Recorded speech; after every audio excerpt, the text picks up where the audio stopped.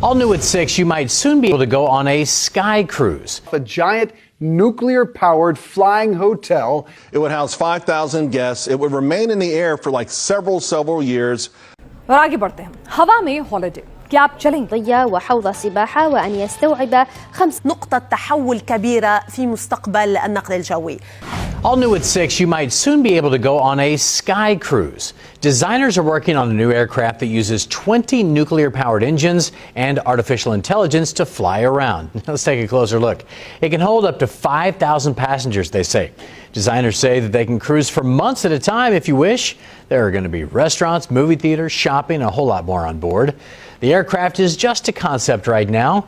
No word on a timeline for production as of yet. I don't know, Luann. I'm a little creeped out by that one. Yeah, okay. Doesn't look like it should be able to fly. I'm with you on that one.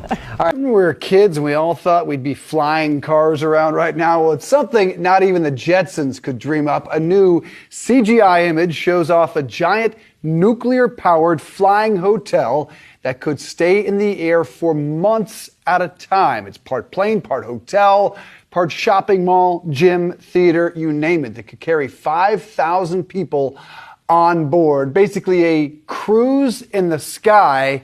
But would you get on this thing, Rochelle? Not for any amount of money. Nuclear, 5,000 people on it.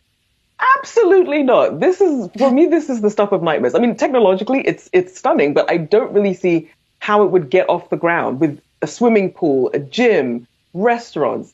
The people are calling it the new Titanic. I'm not on board with this, literally or figuratively. Yeah, I'm with you there, Rochelle. I have a lot of questions. I mean, I think it's really cool. I would definitely go and tour it if it was on the ground, but I just don't really get how it's going to work. But it is certainly very interesting. It will be pilotless, so it's not going to have to deal with any of the labor shortage stories that we've been talking about so much here when it comes to planes up in the sky right now, but certainly very cool. I'm just not a buyer of it yet. Yeah, no pilots. That makes you more comfortable. I was going to say. In that thing. Yeah, exactly. Maybe no way, no chance. Complete sweep here. So have you seen this video out there? It's this sky cruise. It's a futuristic hotel that obviously would be in the sky. In fact, this thing is humongous. It would house 5,000 guests. It would remain in the air for like several years, powered by nuclear fusion. It would be steered by artificial intelligence, which supposedly would be able to read everything, so it would avoid all the dangers in the sky. I got to be honest, I love the concept. You know, but then again, I grew up watching and loving reruns of the old original Buck Rogers. Now, first aired in 1939, so I'm not that old. But I was a child during the Apollo program, and and I saw what until that point had been impossible, right? For a man to go to the moon. You know, mankind has always dreamed of such concepts which empower us in such ways that authorities have actually needed to curb our dreams. For instance, the ancient Greeks, they created the myths like Icarus flying too close to the sun. I got to tell you, I've got 2 statues of Icarus in my house. I use them as inspiration. Of course, the naysayers are having a field day with this, pointing to issues from maintenance to getting this damn beast off the ground to whatever happens to that nuclear power source if it crashes.